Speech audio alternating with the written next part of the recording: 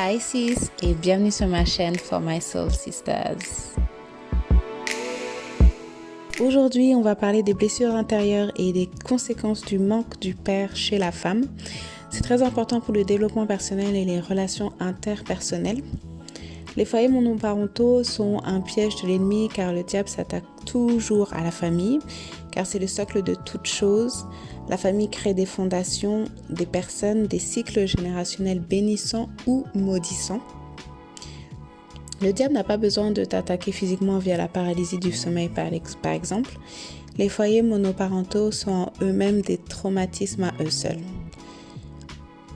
L'absence d'un père, ça inclut le décès, le départ volontaire du père, un père que tu n'as jamais connu si par exemple tu es né sous X, une présence oppressante du père, c'est-à-dire violence physique, verbale, sexuelle ou spirituelle, ou un père émotionnellement indisponible, c'est-à-dire présent sans vraiment l'être.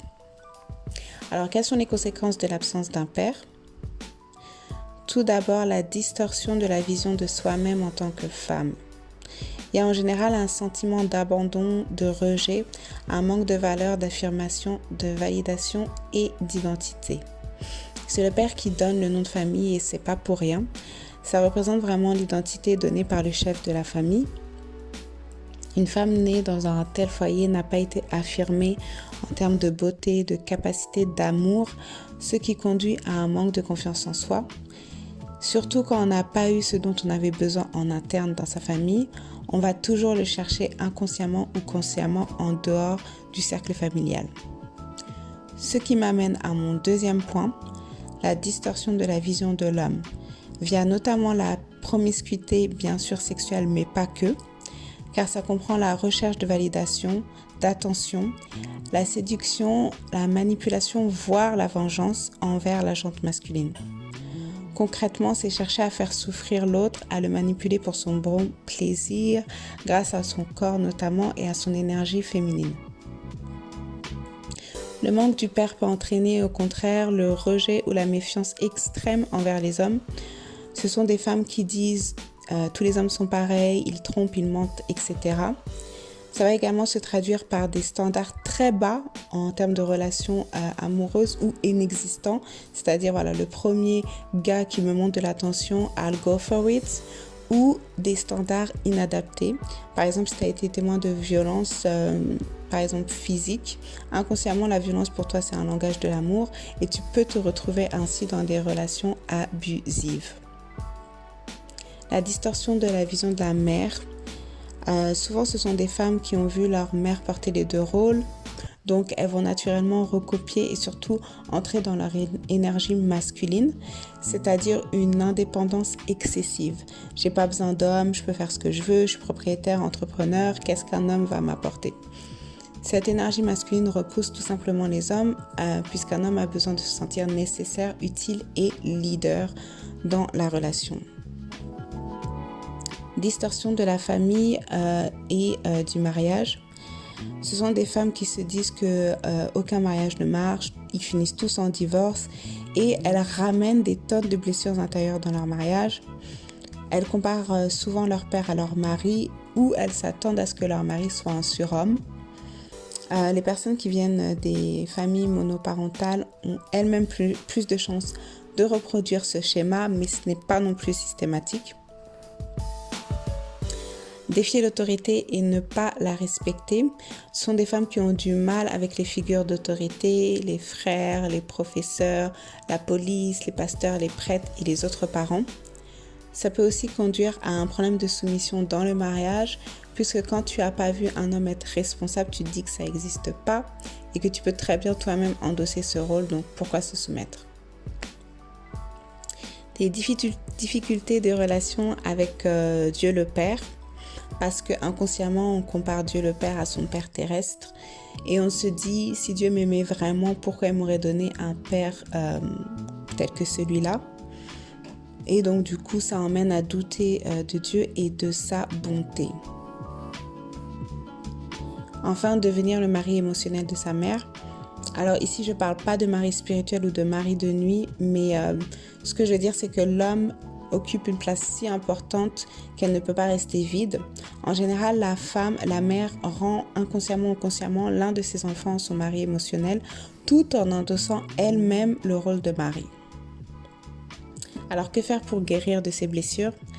Tout d'abord, tu dois décider et travailler à guérir de tes blessures.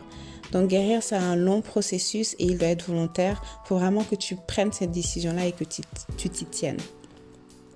Alors, ton passé n'est pas de ta faute, mais tout ce que tu fais après relève de tes choix. Donc, tu peux lire des livres, regarder des prêches sur les blessures intérieures, sur l'amour de Dieu, le Père, ou encore parler à d'autres personnes dans le même cas. Pardonner ton père. C'est pour ça que j'ai vraiment parlé de prendre la décision en premier parce que ça va vraiment te demander un travail personnel assez important.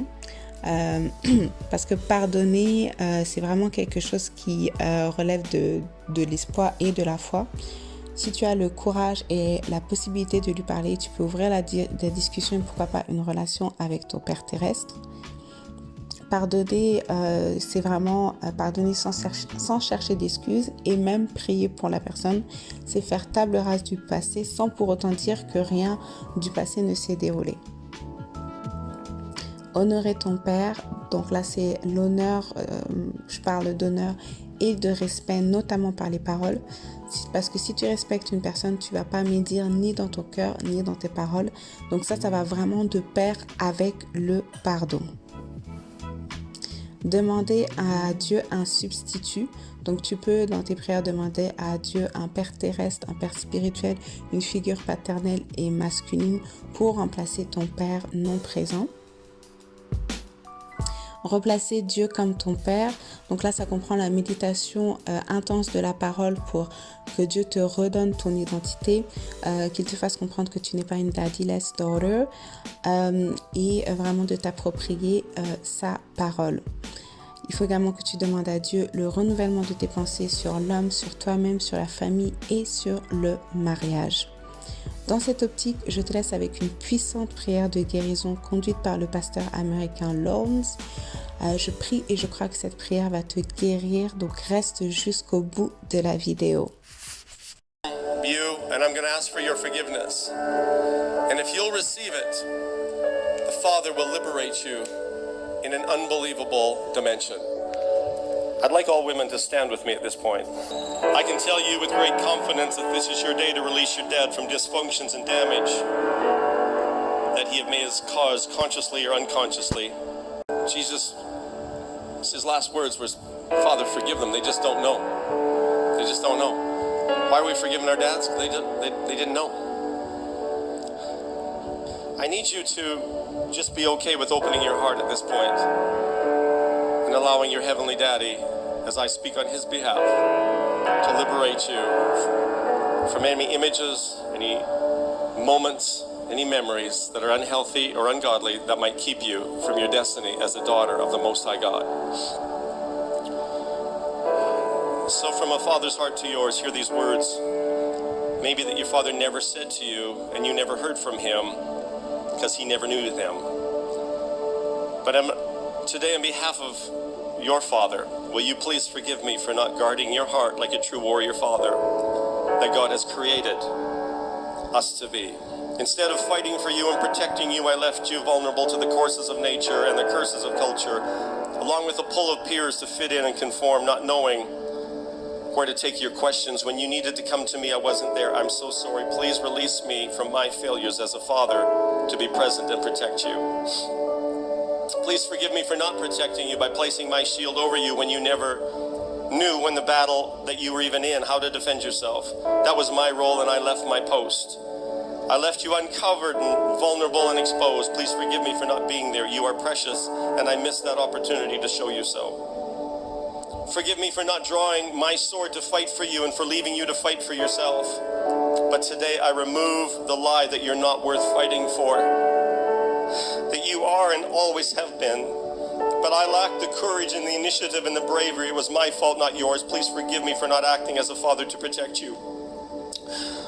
Forgive me for the words of life that I never spoke over you, that you're beautiful. Words like I love you and that you'll always be in my heart. That somewhere somebody is praying for you and that there was always a place.